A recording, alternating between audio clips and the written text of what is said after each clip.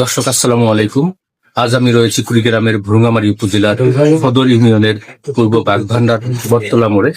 এখানে নিজানুর ভাই একটি মুদির দোকান দিয়েছে। আমরা এই মুদির দোকান সম্পর্কে তার সঙ্গে কথা বলবো।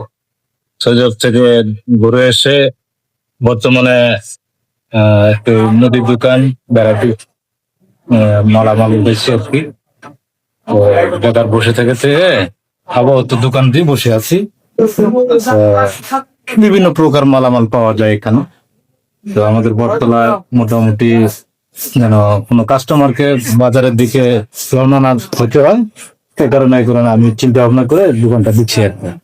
আমার বাড়ি হচ্ছে বটতলা মোড়।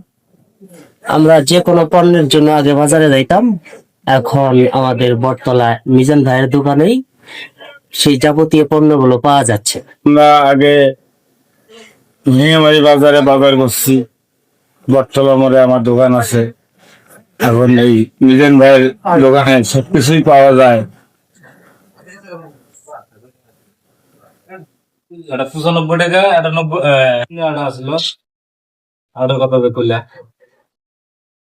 ও হিবিট হিবিট কথা নাই আবো হিবিট দিলে বলে আমি দেব দুটো দিলে আমি আমাদের সালা দিতে না এ ভাই আলু কইরা এটা খায় না তুই তো আপনার ড্যামেজ করছেন না মেলা দিন হয়ে গেছে ভাই মেলা দিন